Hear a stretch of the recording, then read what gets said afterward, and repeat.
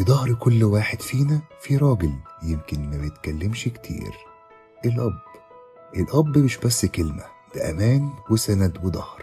بيصحى بدري قبل الكل وينزل يواجه الدنيا، بيعدي عليه أيام صعبة بس عمره ما اشتكى، بيضحك قدامنا ويخبي وجعه جواه، وكل جنيه تعب فيه وكل خطوة بيجريها كان عشانك انت. الأب هو البطل الحقيقي اللي ملوش صوت بس ليه أثر في كل تفصيلة في حياتنا. انا نفسي اشوف ولادي حلوين وكويسين وكل واحد في حاله ومستقبله. البنت الكبيرة ربنا يكرمها كده بابن الحلال اللي يريح قلبها. نصيبتهم بربنا كويسة جدا، وربنا سبحانه وتعالى يوسع عليهم ويرزقهم من وسع. واحنا في مول دهب قررنا نكرم كل أب ونقول له شكرا.